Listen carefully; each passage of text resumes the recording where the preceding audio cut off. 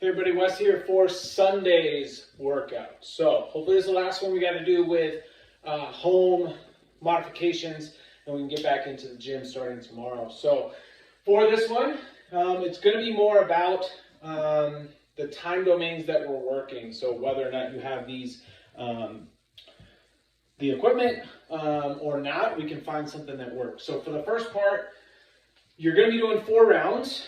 It's a pretty long workout. But you have 75 double unders for start. So if we don't have doubles, or if we want to attempt doubles, we want to do singles, we want to do plate jumps, we just want to do small jumps in place or penguin taps, we're working for about 90 seconds. So we don't want this to be scaled so much that we're working for less than a minute, but it should be somewhere in that 115 to 130 range on the jumps. So it's a pretty heavy cardio day already. We then go into a 400 meter run.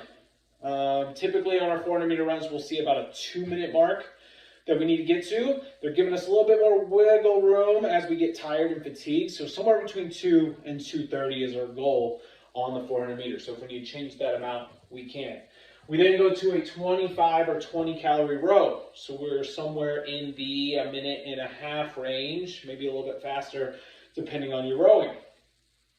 Then we have 20 burpees. So basically the whole thing is just get our heart rate up and try to maintain that as we go through those 4 rounds. So what I recommend is definitely for the jumps, let's keep some kind of jump stimulus in there that we can. If you don't have any cardio equipment and you're going to be doing running for all of it, or maybe you're biking for all of it because you're not running, let's try to find something where we're at about 4 minutes of work for those 2, where it was the run and then the row. So we're looking for either a distance or a time domain or a calorie number that puts us right in there at about that 4-minute mark, and that'll be good. Then you have those 20 burpees, trying to stay steady throughout. Those can obviously be up downs if we need to change those there. Then after that, we're going to be pretty fatigued, but we have an optional finisher. Optional, but you can do it. So we have 3 sets. You're going to go through 10 feet elevated ring rows. So for the elevated, luckily for me, I've got a spot set up on this rig where my feet can be against it as I get set up into my rings. I want to think about keeping my body straight, pulling the rings to the chest. So what I don't want to do is at the bottom lose that tension, or at the top be trying to overextend my back just to get to those rings. So find an angle where that works for you. But we're going to have that nice straight body, feet elevated. If feet elevated is too hard, you could put those up on a chair, up on a box, anything that you have to elevate.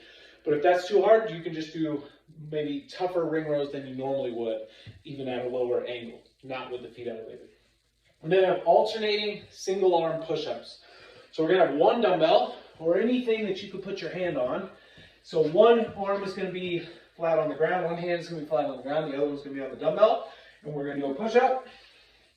We are then going to switch, because it's alternating, and push-up. So if we need to go from the knees, still think about that chest going in between the hands, switch, chest going in between the hands, there.